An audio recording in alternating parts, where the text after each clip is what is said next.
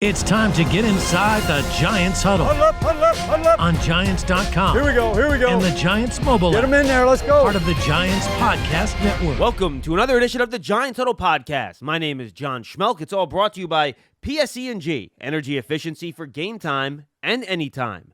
Visit pseg.com/Giants for discounts, rebates, and home energy assessments. All right, folks, our normal Friday fare here. We're going to lead off with a player interview. I talked to Giants rookie safety Dane Belton, who played 100% of the snaps last week in place of Xavier McKinney. Bob Papa and Lance Meadow are going to preview the Lions matchup with former Giants and Lions offensive lineman Lomas Brown. Lomas is great. Make sure you listen to that.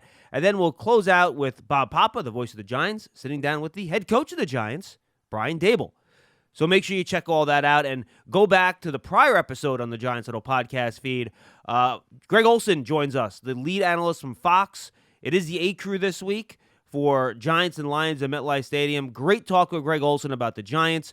He's worked out with Daniel Jones before. He has a lot of good things to say about Brian Daboll, kind of trends in the NFL as well. We talk NFC, NFC East. A really good talk with Greg Olsen. Again, you can find him on the Fox call on Sunday at 1.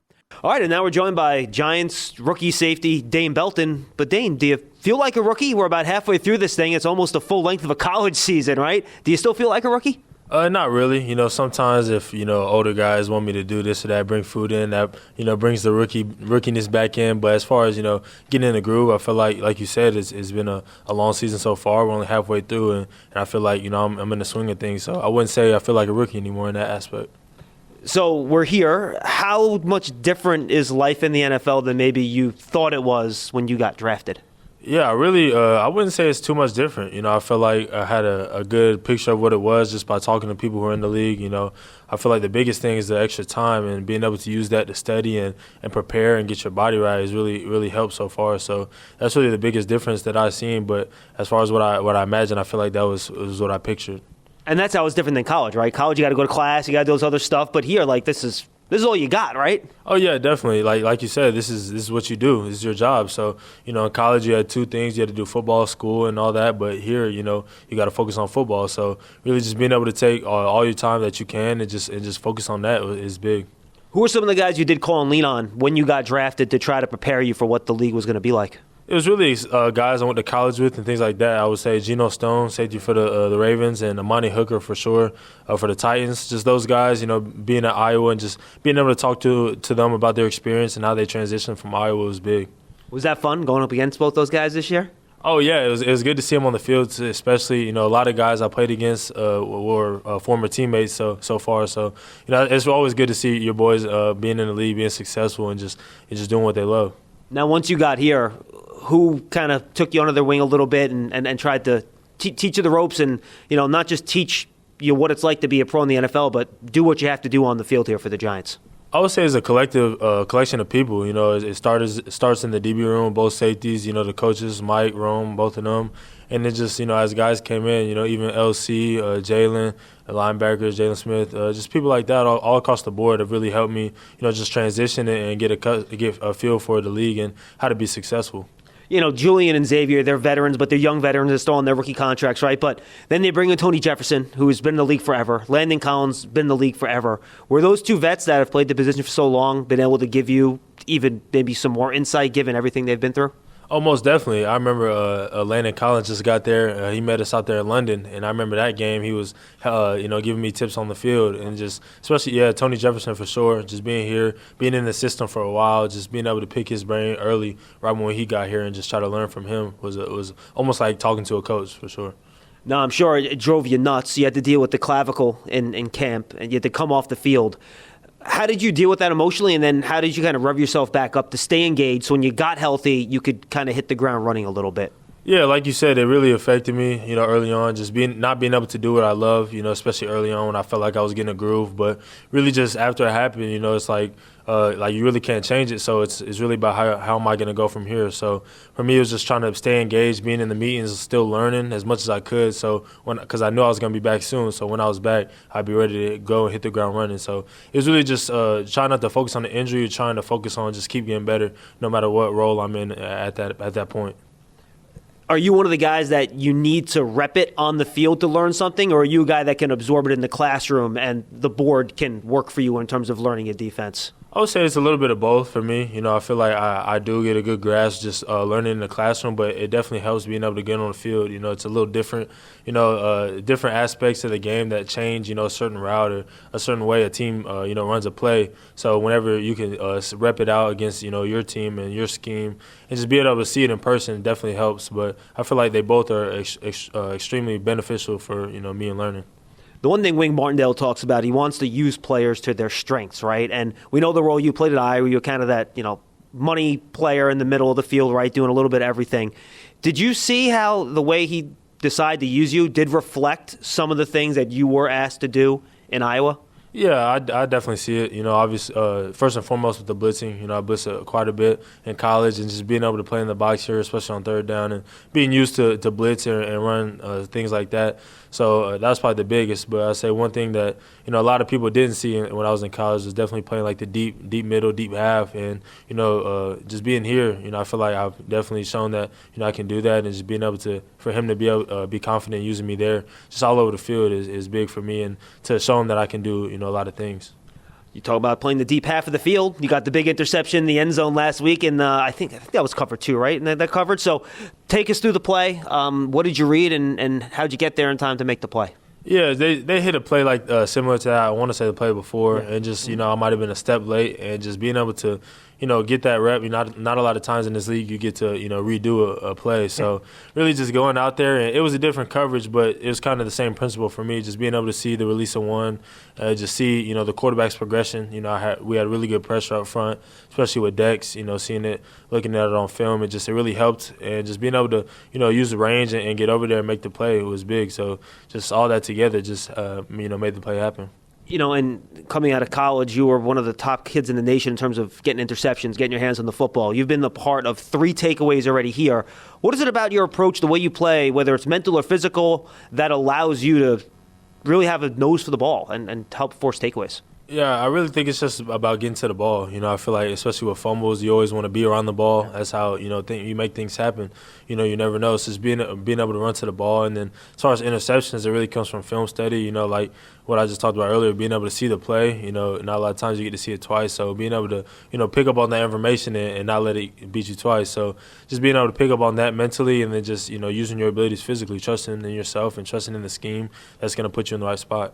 And you played 100% of the snaps last week. It was the first time this year you played 100%. With Xavier out, you had to step in. And, it seemed like Julian took a little bit more of the deeper role. You were kind of a little bit closer to the line of scrimmage, right? What was it like working with Julian, helping him, he had the dot, and you had to help him communicate to the people up front. What was that process like for you during the game? Yeah, it was really just about everyone doing their job. For him, it's getting that call and dispersing it, and for us to, echo that call to help him out, and then for me to, get personnels, get the packages that we're in out to everybody so we're on the same page. So just working together side by side was big. Just me doing whatever I can to help, his job easier because he has the hardest job on the field as far as, the communication. So really just working together and get the job done.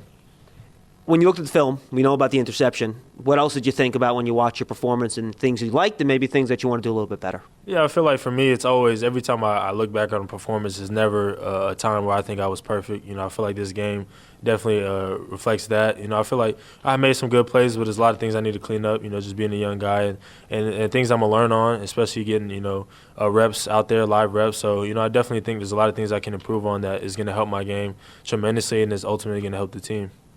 Why is your team so good on third downs? Second in the league, you're getting off the field. I saw a stat the other day. I think you're holding opposing teams to like a 40% completion percentage on third downs, like crazy numbers. Why are you guys so good on third downs? It's a big play, one of the biggest plays, in the game, third down. And for us, we just prioritize it and, emphasize it in practice throughout the week. We got to get off the field on third down. So really just, going forward, throughout the week, we got to put a lot of emphasis on, your steps, your coverage, how you're going to work through certain routes, how you're going to do certain looks. And just, when we focus on that, being able to study that, it really just shows on the field. So I really just credit to each and every guy and then each and every coach, giving us those looks, drawing up certain schemes that really just help us be successful. So I would say it's a, full team effort on that for sure. And same question with the red zone, right? I mean, second in the league, holding teams out of the end zone once they get inside the 20-yard line. What is it about the way you guys approach things that allow you to be so good in the red zone? Yeah, I think it's the same thing, as third down. When our back's against the wall, you got to hold teams. And, when you're good in the red zone, that translates to, being good, in the record book. So just being able to hold teams to 3 instead of 7. A lot of times having a 4-point swing, all our games that we've won have pretty much been one score. So being able to hold teams out of the end zone has definitely shown big. And it's just something we emphasize throughout the week, just like third down. So being able to go out there and do what we need to do what we know we can do in the red zone is definitely big. And you kind of mentioned this as your answer, but I want to follow up. How much is that is tape study during the week to understand what teams want to try to accomplish, what type of plays they want to run out of, what formations? So there's a lot of anticipation there, right? Once you see a look, you kind of know what they're going to try and do. Yeah, I think that's a huge part, underestimated for sure. You really can't just go out there and play football and expect to be successful in the red zone and on third down. So, especially the film study, our coaches, dissect that a lot, give us certain looks, give us tendencies they like to do, and it really helps us. So when we get on the field, we get in the red zone, and in our minds, it goes back to that study, like this is what they like to do. It's not always 100%, but it gives you an idea and helps you out to play even faster. So it's definitely a big thing on film study. All right, let's talk about your opponent this week, the Lions. I know you've been studying them over the course of this week. A lot of explosive plays. Jared Goff, second in the NFL in completions of 20-plus yards behind only Patrick Mahomes.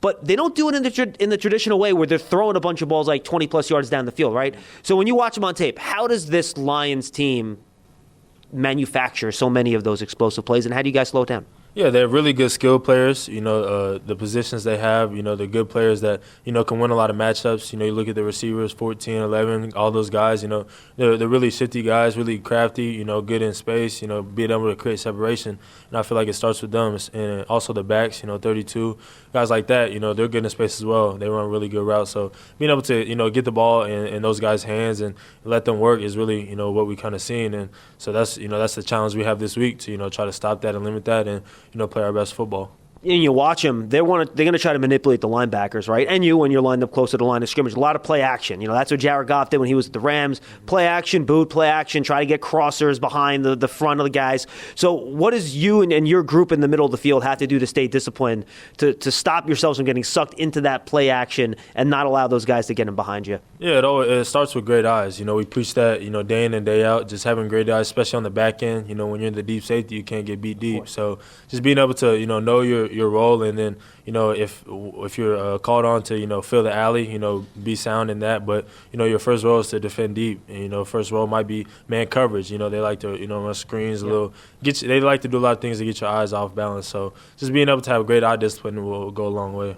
How different are their two running backs, Swift and Williams? They use them in a little bit different ways, but they're both pretty effective. Oh, yeah, they're both really good backs, really good players. One is a real more physical back. One is a little shifty. They like to get on the edge. So really just being able to, see what they use them for and just, play them as best as we can. They're really good players, so we're going to have a good challenge this weekend.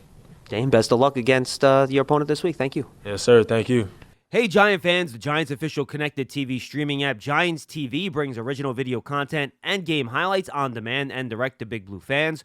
Giants TV is free on Apple TV, Roku, and Amazon Fire TV, and the Giants mobile app. All right, we thank Dane Belton for joining us. Good stuff out of him. Really nice young man and smart, too. I think he's going to be a good player in this league for a while. Now let's go to our game preview this week. Lance Meadow and Paul Dottino had a chance to talk to former Giants and Lions offensive lineman Lomas Brown, who now covers the Lions in Detroit. Here's that interview. Giants wrap up a two-game homestand Sunday when they welcome the Lions to town. To get more into this week's opponent, we are joined by a man who played 18 seasons in the NFL as an offensive lineman, including 2 with the Giants in 2000 and 2001, 7-time Pro Bowler, 5-time All-Pro, who now serves as the color analyst on the Lions radio network, none other than Lomas Brown. Lomas, you got Lance Meadow and Paul Dottino here on Giants.com. Greatly appreciate the time. Hope all is well. How's everything on your end? Everything is great, guys. I hope everything is good for you all, and I'm looking forward to visiting the Big Apple this weekend. Absolutely, and we are looking forward to seeing you and looking forward to this game. And I want to start, Lomas, from a big picture perspective with the Lions, because you look at their 9 games, 6 of them have been decided by 1 score. So they've been essentially in every game. The last two, though, the ball has bounced their way, but in very different ways. They beat the Packers in a low-scoring game, 2 takeaways in the red zone against Aaron Rodgers. The Bears game was a much more high-scoring affair. They got the late touchdown with Jamal Williams.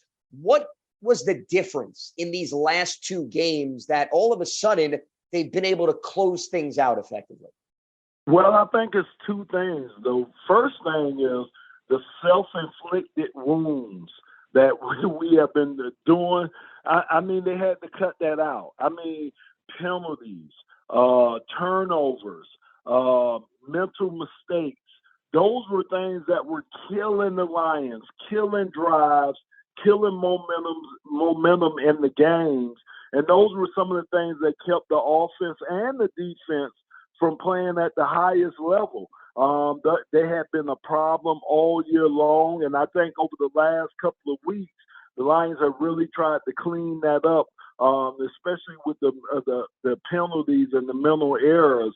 So, again, that was one thing that was hurting. And I do think the other thing that really hurt the Lions is injuries. I mean, it's hard to get chemistry. It's hard to get on the same page with your teammates when you can't practice with them, when you're not in the game with them. As you've seen, and like everybody in the NFL, they go through injuries. But I think in a particular area like our secondary, we got hit hard with injuries this year. And then I think that really kind of slowed up the defense and really hurt us in a lot of games earlier this year. So I just think these guys starting to get back healthy so they can practice together, so they can kind of get that chemistry down. And I do think the lack of penalties and mental errors have really helped the Lions over the last couple of games. Lomas, all of us know that the quarterback is always the magnet for the blame or the praise for that matter. Now, this offense, for whatever the reasons have certainly been like a seesaw. Some games put up a ton of points, some games not so much. There are always a lot of reasons for that. But Goff, who's been known as a game manager throughout his career, has 15 touchdown passes, only 7 picks, so 2-to-1 ratio, and he's got over 2,200 yards. So tell me, how much better is he than that game manager that everybody believes? Yeah, I think he's more than that. I mean, of course, he can manage the game when he needs to, but Jared could push the ball downfield. I just don't think he's had some of the opportunities, and I still think he doesn't have the chemistry with the receiving core with some of his other receivers. Put it that way. I think him and Amon-Ra St. Brown, they have a very good relationship. I knew he had a good relationship with T.J. Hawkinson, who we traded to the Vikings, our tight end that we had here. And, of course, with Reynolds, who he had a relationship before he came to Detroit, he's been hurt. So it's been hard. I think it's been real hard on Jared just to find kind of like what I like to say, that security blanket, that guy you can always rely on. And I do think that is Amon-Ra St. Brown. But at the beginning of the year, we were counting on so many other guys to be in that receiving crew to bring that versatility to give Jared all the different weapons that he would need.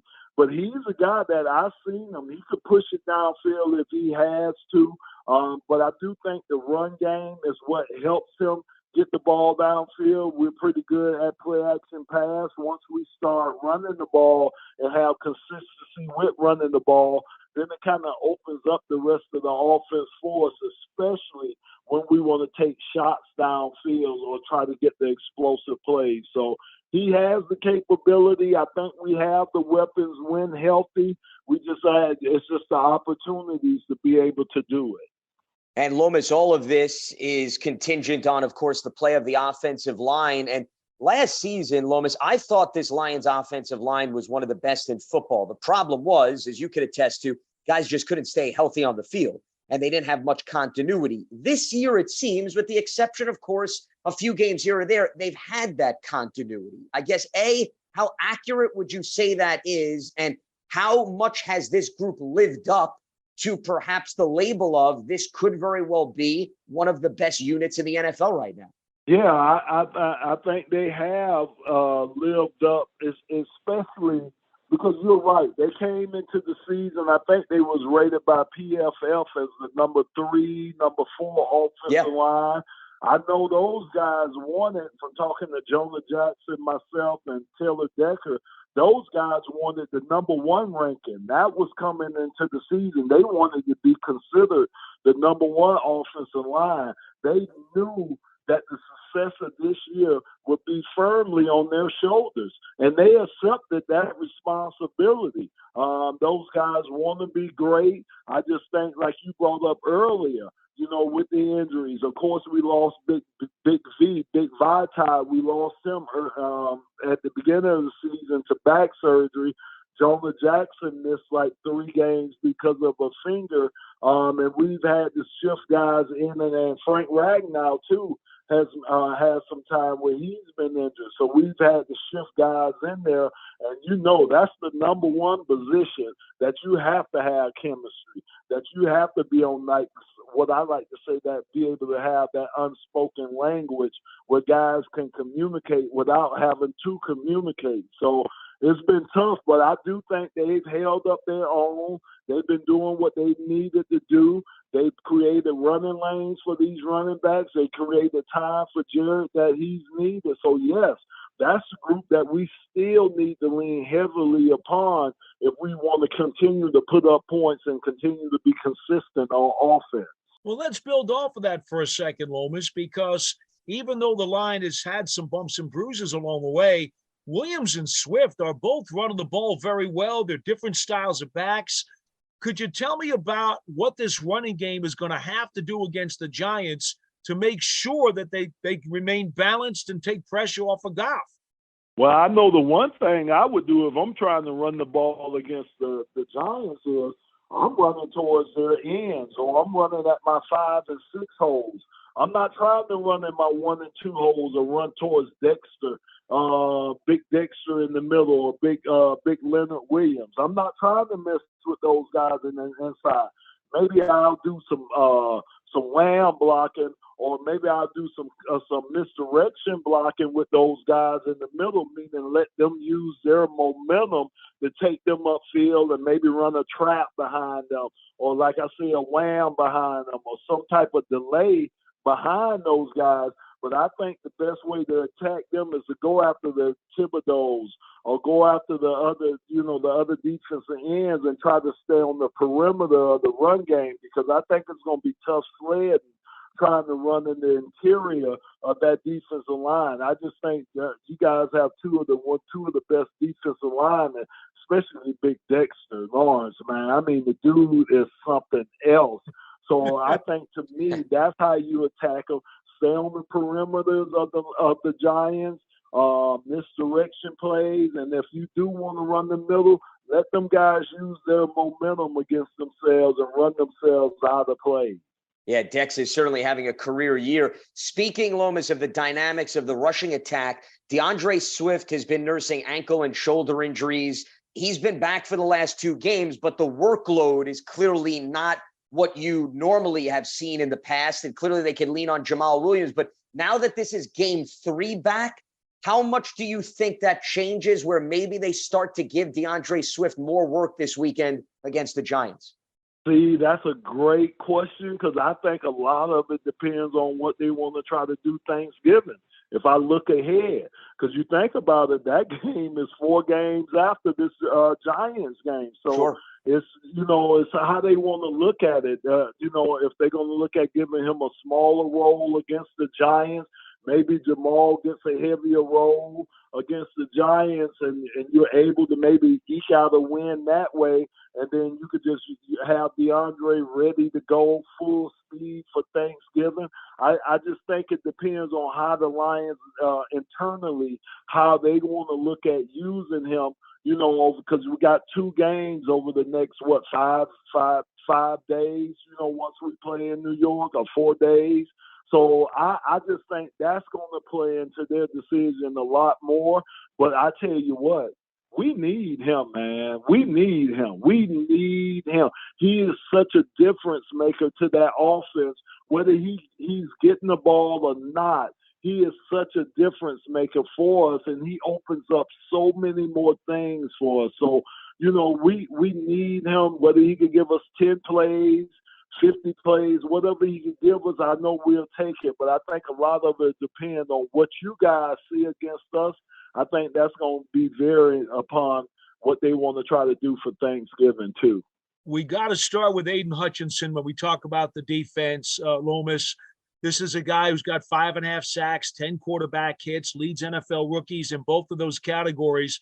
What have you seen from him that you like as a rookie? I know coming out, he was a terrific hand fighter, and he had a terrific motor. And also, what do you see that's given him trouble to this point during his first NFL season? Yeah, I love the motor. That's the one thing and I used to hate playing against guys like Aiden, man. Guys that, go all game long. Those are the true guys, when they say go to the whistle, those are the type of guys that Aiden Hutchinson is, a guy that goes to the whistle. So you can never count him out of a play. That's what I love about him.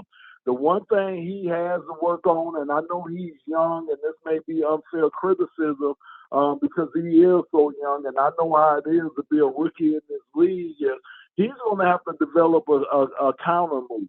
He's going to have to.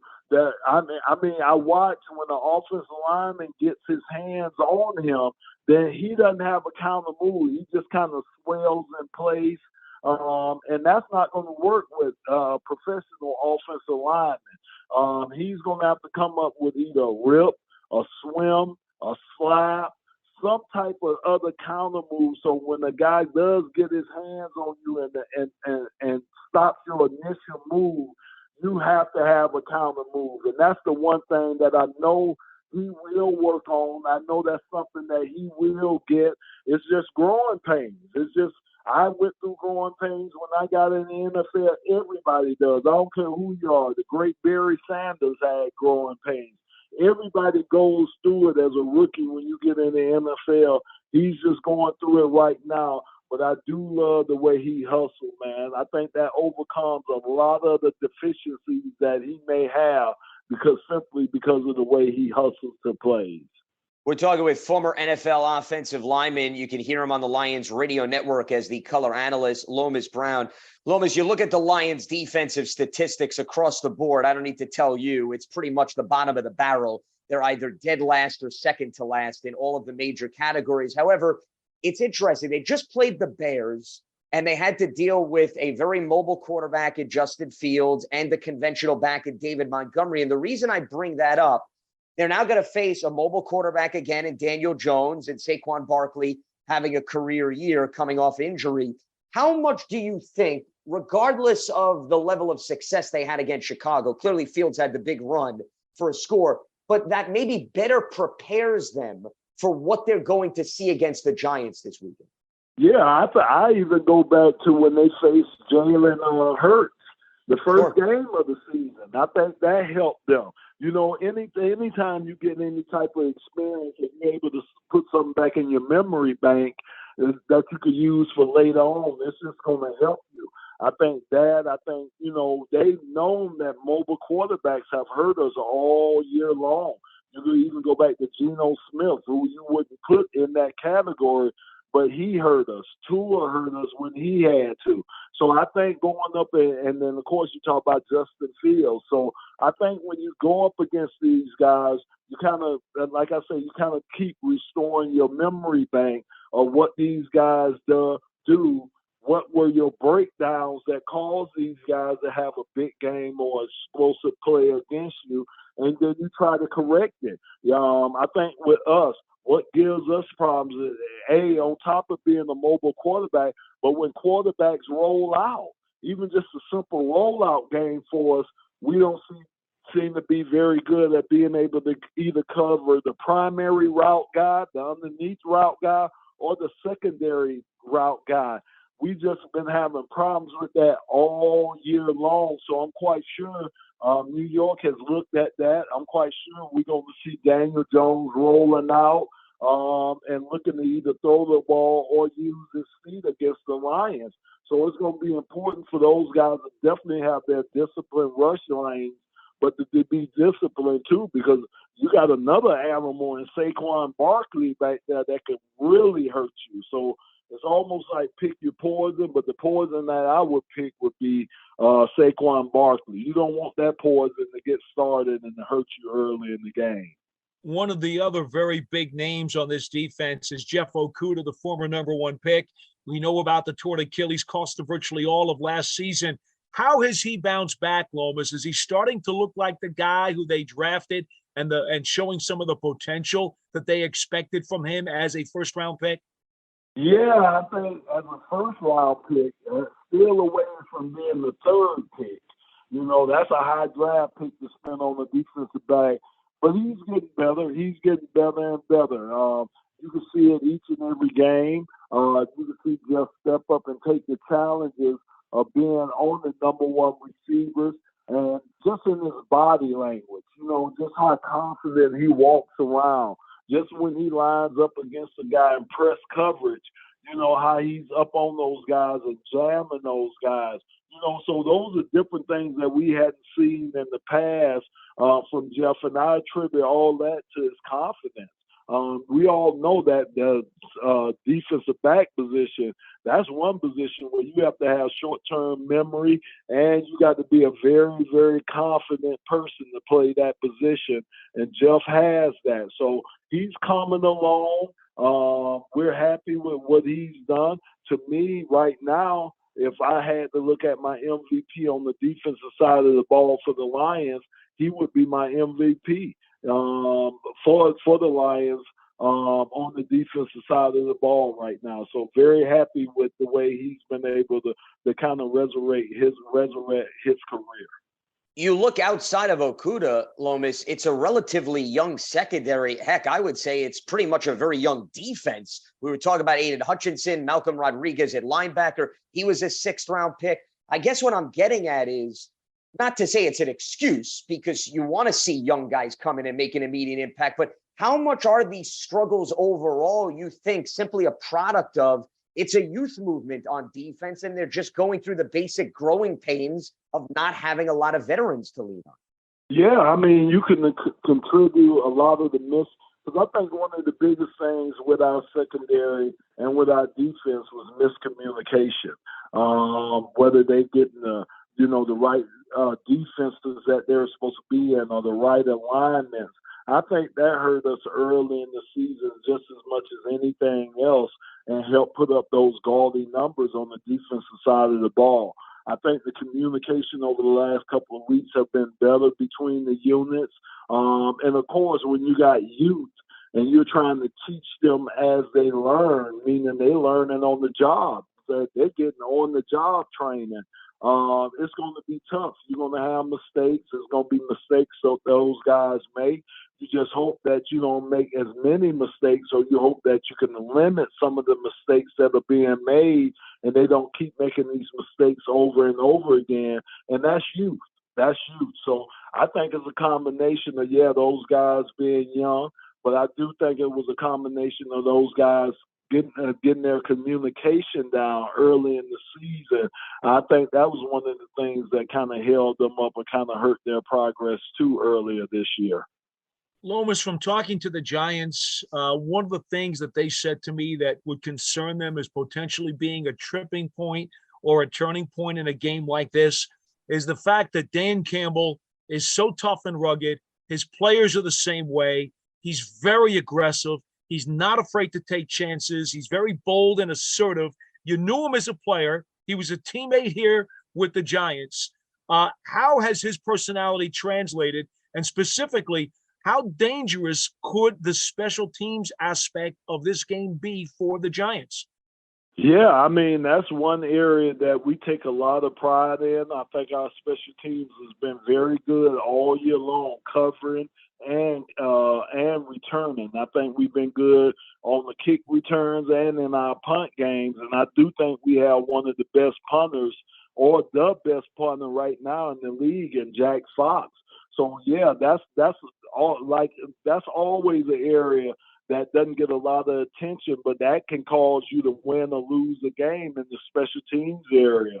As far as Dan, he's been aggressive. I think he's pulled it back a little bit because the team has played better, and I think he doesn't feel that he has to take as many chances as he did early in the year or when the team wasn't playing good.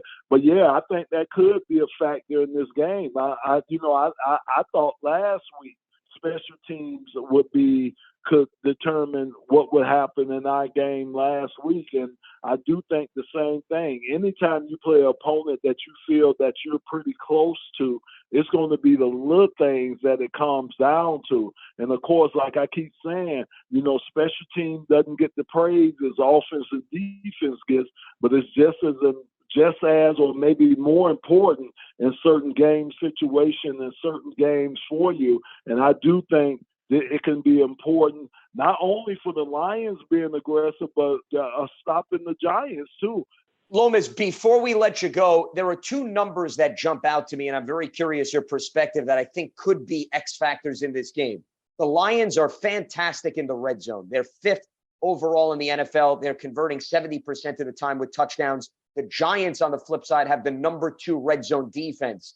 Then you have a Lions team that has at least one takeaway in 8 straight games, but the Giants have been very good in protecting the football.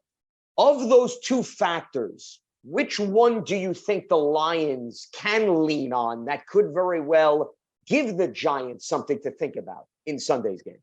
That's a great question. To me, I think it would have to be the red zone for me because, again, you're getting those opportunities. You're moving the ball. You're getting it deep into the opponent's territory where you have an opportunity to put up points.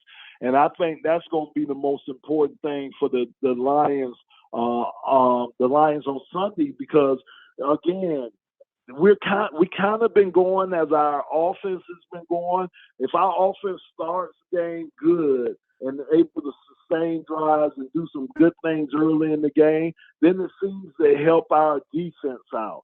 But if our offense comes out and they're not, firing or they're three and outs, then it puts a lot of stress on our defense, which I think that is probably league-wide. I'm probably saying something that happens with every team, but especially with us. Again, we're a young defense.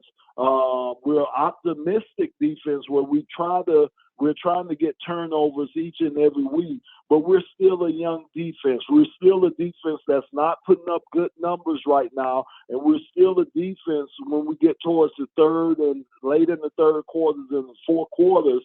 If a team has a good run game, they can start leaning against us because we're not a big, stocky defensive line. So teams start leaning against us, and that's when they start making their hay in the run game late in the game. So I think the key for the Lions on Sunday is if we get red zone opportunities early in the game or whenever we get red zone opportunities, the Lions offense is going to have to take advantage of it. And I think taking advantage of it is to put up 7 points, not 3 points. And that is something that the Texans failed to do in the last game against the Giants as the Giants held them 1 of 6 inside the 20-yard line. 18 seasons in the NFL as an offensive lineman, 2 with the Giants, the 7-time Pro Bowler, 5-time All-Pro, who now serves as the color analyst on the Lions radio network. He is Lomas Brown. Lomas, can't thank you enough. Greatly appreciate the time and the insight. Looking forward to seeing you on Sunday and also looking forward to talking to you down the road. Thanks for hopping on. Great stuff, Lomas. Absolutely, guys. Y'all guys take care. I appreciate it, too. Fans, there's still time. Did that interview get you psyched up to see the Giants and Lions at MetLife Stadium on November 20th this Sunday? Well, there are still tickets available to watch the Giants take on the Lions. There are limited seats, but you can go to Giants.com/tickets to secure yours today. All right, now let's wrap this up like we do every week. Bob Papa had a chance to talk to the head coach of the New York Football Giants, Brian Daboll. Let's listen in. The Giants take on the Detroit Lions here at MetLife Stadium. As always, we're joined by the head coach of the New York Giants, Brian Daboll. And, Coach, take a look at this Lions team. You can look at their record, but you guys look at the coach's tape. You guys study the film. They're a lot more dangerous than their record would indicate, aren't they? Yeah, I mean, they've won their 3 games. They've won 2 in a row, but 4 of the 6 games they lost have come down to 4 points or less. And one of them, they're right there with Dallas at the end with 3 minutes, 20 seconds left. It's 10-6. So I'd say they have a lot of talented players, young players. I think they're building their program the right way. Dan Campbell's done a great job, and they're explosive on offense, opportunistic on defense, and really good in the kicking game. Let's talk about, they use multiple backs, right? DeAndre Swift is really talented, but Jamal Williams has been making plays for them, and he's averaging, 4 yards a carry. He's got a bunch of rushing touchdowns this season. What makes that combination so lethal? Yeah, I think they're both very dependable backs. Williams just seems like he does the right thing all the time. He gets positive yards. He's tough, can run inside, can run outside. Swift is very athletic, really good in the perimeter runs. He can still run inside runs, and he's good in the passing game. I think they use them well and use them to their strengths, and it'll be a really big challenge for us. On the other side of the ball, you can look at their numbers, right, where they're ranked. But as Carl Banks said going into the Texans game last week, nobody wants to be last in any category. So they're going to try everything they can to improve. When you look at them on film, what are some of the things that really have your flag up as far as what they do defensively? Yeah, I think they have a sound scheme and good young players. I think Hutchinson has come along. He's a dynamic player, defensive end. I think Buggs inside is tough. Okuda is a really good corner. And then they mix up their coverages and their fronts and, present you challenges in their scheme.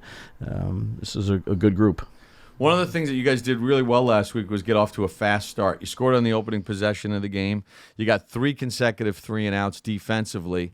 How important is it to kind of build upon that and not only start fast, but build upon the fast start? Yeah, I think you try to do that each week. It always doesn't come to fruition, but that's our goal. That's how we practice, and hopefully we go out there and give some energy to the crowd. The crowd was great again. Definitely provided a home field advantage for us, and that's certainly what we're going to look to try to do. Coach, you do a great job of keeping your team focused, right? And everyone in the building is focused, but it's 53 guys plus everybody else that's on the team, practice squad and everything. They're young. They're on their phones a lot when they leave the building. How do you make sure that they don't put the cart ahead of the horse? Because people are talking about Giants playoffs and they got a lead in the wild card, kind of keeping them on point. I think you're just honest with them and what we need to do each week to try to get a win. This league will humble you really quick if you're focused on the wrong things. And I think you're honest with them. You have honest conversations with them. And look, all we can control is this particular week, this particular day. And that's how we've been since we've been here in OTAs, and to try to remain consistent regardless of a win, of a loss, where we stand. Because it really doesn't matter until the end of the year. You just try to stack them together, and however you finish, you finish. You shared a story with us doing the Coach Daboll show presented by Stop and Shop on MSG Network. I'll give a little plug there about your relationship with Dan Campbell, meeting him for the first time. For those who are listening who are not smart enough to watch your TV show, can you relate that story to them a little bit of your first encounter with Dan Campbell? Yeah, no, it was really an interview for the Miami Dolphins for the tight end job, and he came in with a ton of juice, showing me how to base block and protect, and he's using chairs as, defenders, so to speak, or walls, and he's such an energetic. I thought he provided so much knowledge, having played the position for so long, and just a great person and a great coach. Fortunate to work with him for that 1 year and learn a lot from him of how he approached things and the way he saw it through the tight end's eyes, and big fan of Dan. Yeah, he's a piece of work, and he's a lot of fun and passionate, but so are you. And listen, we want to wish you the best of luck today against the Lions. Appreciate it, Bob. Thanks. We thank Brian Daboll, Bob Papa, Lomas Brown, Paul Dottino, Lance Meadow, and Dane Belton for joining us on this episode of the Giants Huddle Podcast. Remember, folks, go back, listen to that episode with Greg Olson.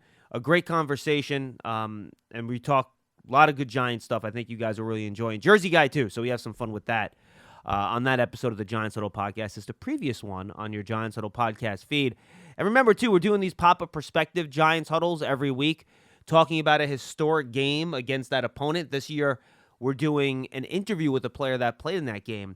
And this week, we had the pleasure of talking to Carl Banks, who had a really big game against the Lions in 1990 where they kind of shut down Barry Sanders. So for younger fans of me who don't know a lot about Barry Sanders, Carl will, kind of give you insight into what it was like playing against who, for my money, is the most elusive player that I've ever seen play in the National Football League.